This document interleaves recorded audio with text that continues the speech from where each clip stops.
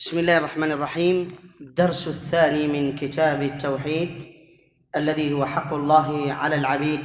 بدأ المصنف كتابه بالبسملة. في بعض النسخ بدأ بالبسملة، وفي بعض النسخ ذكر أنه ذكر الحمدلة والصلاة على النبي صلى الله عليه وسلم. أما عدم ذكره للمقدمة فاقتدى بالإمام البخاري في كتابه البخاري، فإن البخاري له كتاب اسمه كتاب التوحيد. في صحيح البخاري لم يذكر الإمام البخاري المقدمة، ومما يدل على أن الشيخ مشى على منوال البخاري أنه بوب ولم يذكر شيئا، يذكر باب الأول، باب الثاني، ثم يذكر الآيات والأحاديث ولا يذكر كلام إلا إذا كان شرحا. وعلى كل بدأ المصنف كتابه بالبسملة اقتداء بكتاب الله، فما من سورة في القرآن إلا وهي مبدوءة بالبسملة ما عدا سورة براءة. قد اختلف المفسرون لماذا لم تبدأ بالبسملة، منهم من قال أنها مكملة للأنفال، فسورة الأنفال بدأت بالبسملة وبراءة مكملة لها، ومنهم من قال أنها آية تسمى بآية السيف، وآية تفضح المنافقين، لأن سورة براءة ذكر فيها القتال كثيرا، سميت بسورة السيف إلى غير ذلك.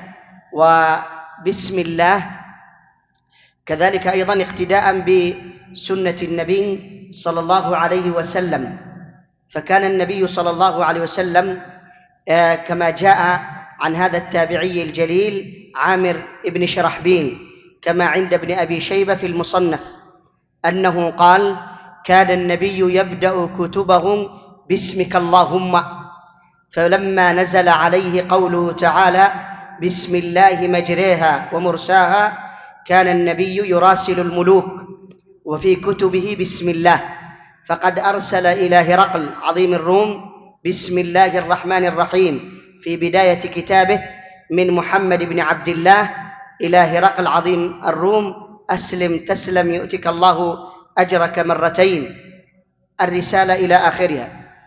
كذلك أيضا أن الرسول عليه الصلاة والسلام لما نزل عليه قوله تعالى: إنه من سليمان وإنه بسم الله الرحمن الرحيم، كان النبي يكتب البسملة، كان النبي بعد ذلك يكتب البسملة.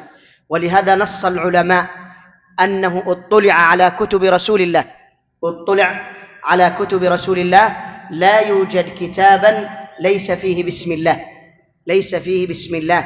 ولهذا صار السلف قديما وحديثا يبدأون مصنفاتهم بالبسملة.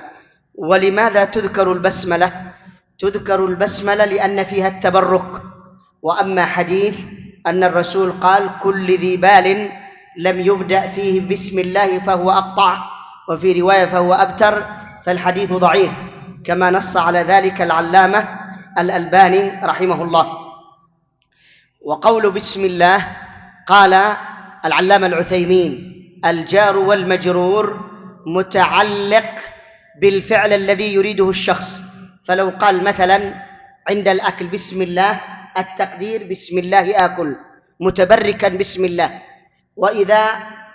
وإذا تحدث بسم الله أتحدث، بسم الله أكتب، بسم الله أدخل، بسم الله أخرج، إلى غير ذلك. واختلف العلماء على كل هل البسملة آية؟ الصحيح أن البسملة آية برأسها، ولكن اختلف العلماء هل البسملة آية من كل سورة؟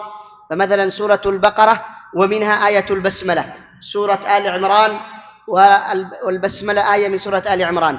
العلماء متفقون على أن البسملة آية، لكنها ليست من كل سورة، إنما جاءت هي آية واحدة، وإنما جاء بها للقطع بين السور، إنما جاء، فلهذا نستطيع أن نفرق بين السور بالبسملة، ولولا البسملة لما قطعنا السور. ولهذا أشكلت سورة براءة على العلماء لأنه لم يذكر فيها البسملة.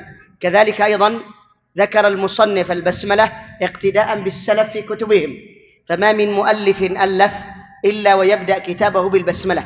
كذلك أيضا أجمع العلماء قاطبة على أنه يستحب لمن ألف أن يبدأ ب3، ومنهم من يقول ب4، يبدأ بالبسملة ثم يثني بالحمدلة، ثم بالصلاة على النبي، ثم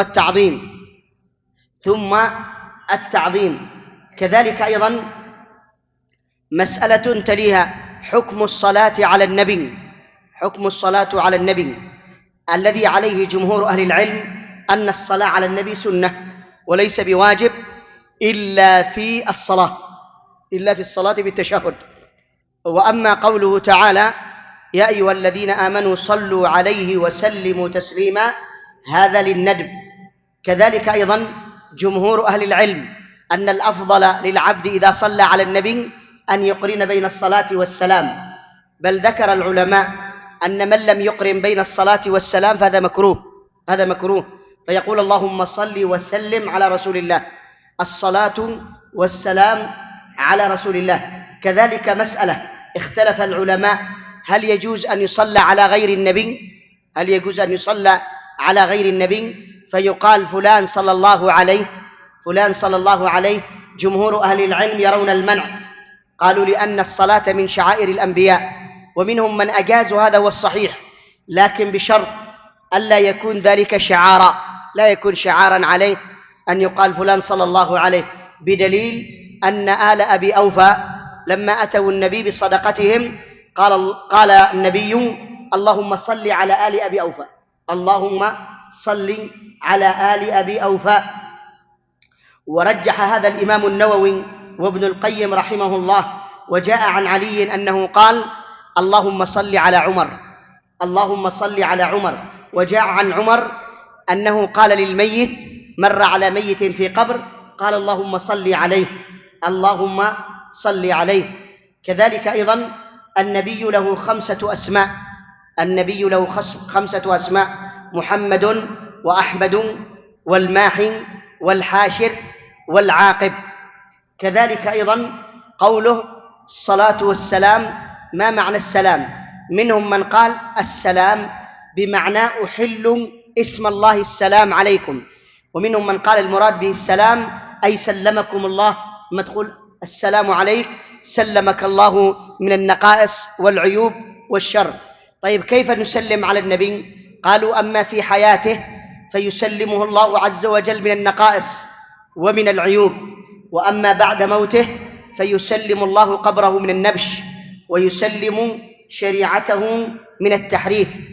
وقوله وآله، اختلف العلماء منهم آله، والصحيح الذي عليه جمهور أهل العلم أن آل محمد هم الذين تحرم عليهم الصدقة، آل عقيل وآل العباس وآل جعفر وبنو